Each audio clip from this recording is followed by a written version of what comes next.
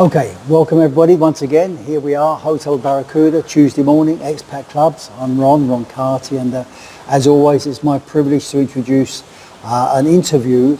Our speaker today, our speaker was Kelvin Bamfield. Kelvin, would you like to say hello to everyone? Hello everyone, and thank you for inviting me to give a talk at the club. Hey, it was our pleasure to get you to come here, okay? And but you were talking about living wills and last wills, not the happiest subject, but an important subject. Is that right? It is. What can go right and what can go wrong. A living will is a directive to the hospital to tell them to withdraw life-saving equipment when you meet two conditions for that. And the last will is when you die. Okay, but necessary information, especially considering our expats and the people that will be looking at it. But you start off with your background, that you've been in this business for 10 years now, is that right? Well, it's over that now, it's 14 years. Oh, bloody hell. We started in one office, in office 10, and we actually slept on the sofa in the office for 2 years. Did you? Yeah. Oh, good, eh? And things progressed since then, and we now have 3 offices. Okay, but you also spoke about the hiccup during the COVID period. COVID actually was a sad time because a lot of people lost their businesses and had to move back to Australia. But our business, we moved it up into the IT arena where we could video conference in with the courts and with people from overseas, and it just took off. Our business probably took better off. for you. Absolutely, 100%. It would have been. It would have been. Yeah, I know. And so you mentioned just now what the difference between a living will and a last will. Yeah. All right. On the living wills, you spoke about.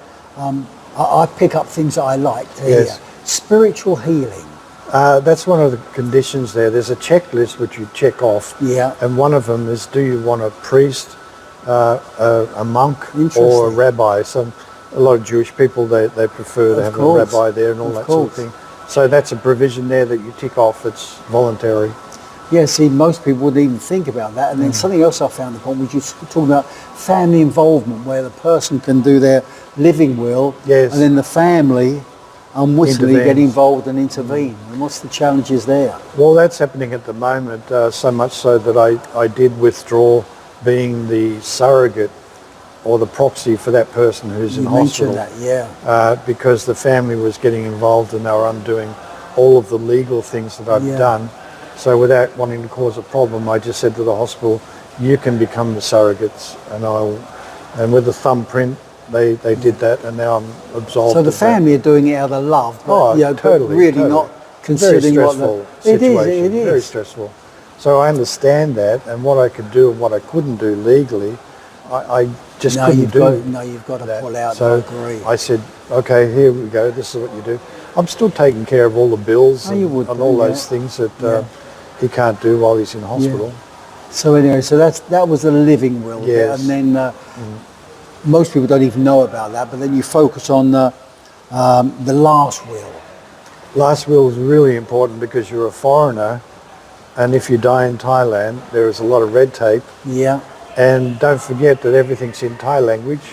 Yes. Everything, legal, everything. So you've got to have one because you're a foreigner dying in Thailand. Yes, mate. And you've got assets here that have to be undone by the courts. Yeah. And it's not an easy process. It's not. I've got 2 friends over the years that I've been living here, close friends died. Big hassle with family in Australia. Yep.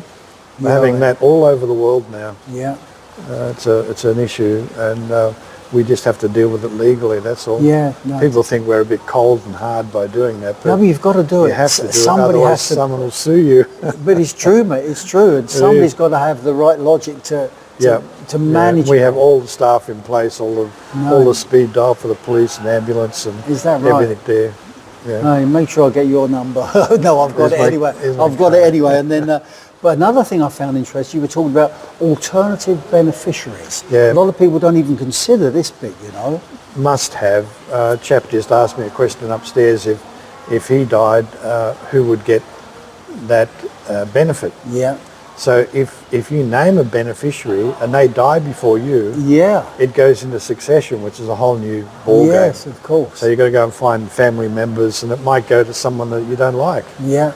And that's the way the law works. Yeah, so no, I know. You've got to have the main beneficiary, and then as a backup, you have to have the alternate beneficiary. Yeah. Even if it's a charity, no problem. Yeah.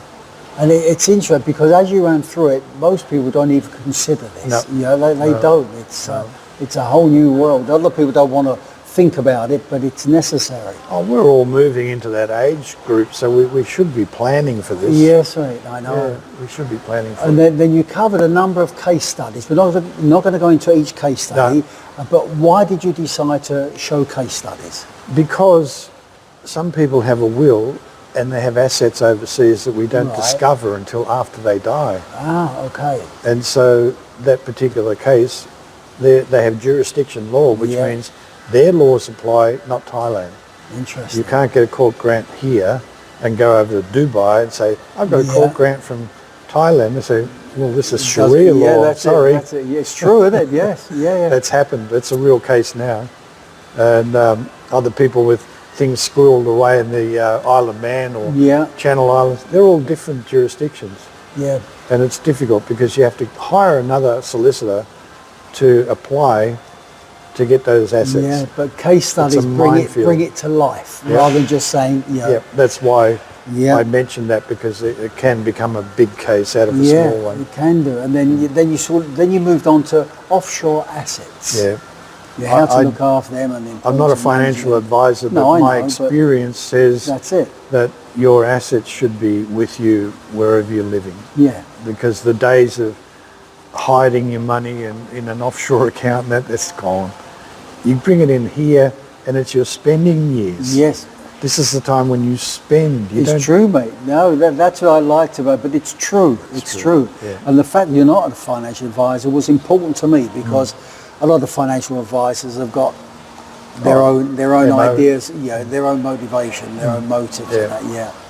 But no, it's true, so mate. we're not like that. I just suggest to people that, you've done your life. Well, I like the way you said it. You're planning your business. Now you've got to enjoy it. That's more or less it. No, I agree. You've got your house, your condo, you've got some cash.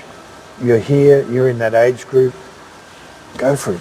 I agree, mate. I agree. I'd have to get you to join our Ageless Warriors group, Ageless Warriors. I've set up the Ageless Warriors, getting people to do things, during the week and just keep on the move a little bit. Sounds good. Good. I'll give you we'll swap details then anyway. All right. And then something else that was important was beneficiary help, because sometimes when somebody names a beneficiary and it's a long process, they need help. Is that right? True. A lot of people write a will themselves, which is fraught with dangers. Yeah. They say that my best friend is going to be my executor, and they don't know about it until it's the court. They say, what do I do? Yeah. They come and ask us and we take over. They resign, we take over.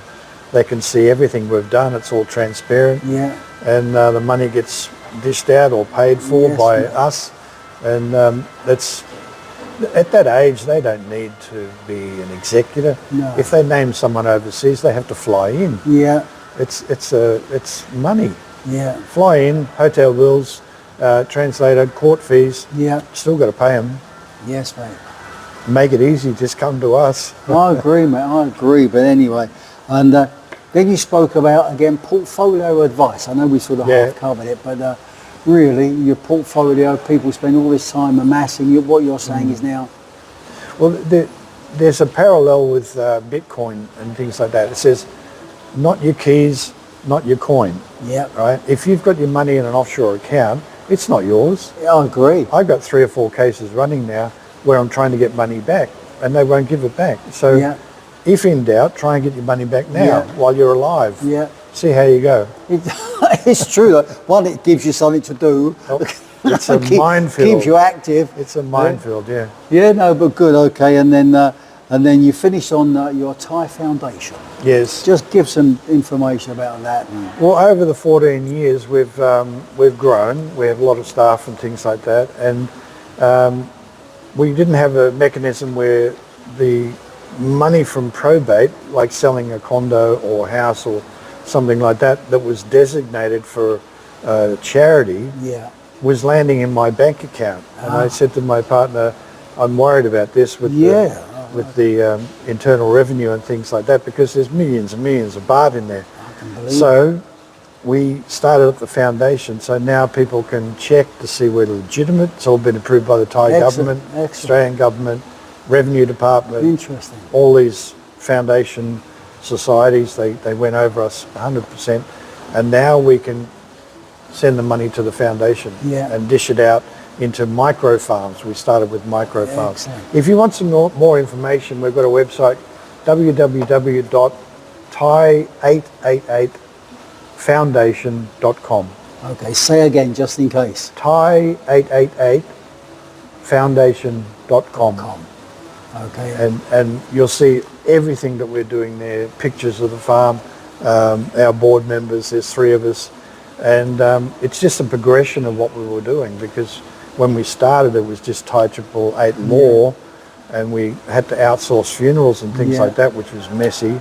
So we started up abroad funerals so we can control and manage everything. And now we've started up the foundation, so that completes that trilogy. No, bloody brilliant. Listen, it's been a pleasure having you here. Thank you as very always, I'm going to present great. you with our That's lovely. little photo. Thank you. Okay, bloody brilliant. All okay, right. we'll get you back again, you know. I hope so. It's been 4 years. Yeah, it has been. I know. Okay, so thank you for this, and thank you for having me as speaker.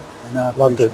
Appreciate. Okay, so look, once again. All right, bye everyone. Expat Club, remember, every Tuesday, Hotel Barracuda. And Thai888law.com. Last plug. Nothing wrong with that, okay. Why See not? you all next week. Okay.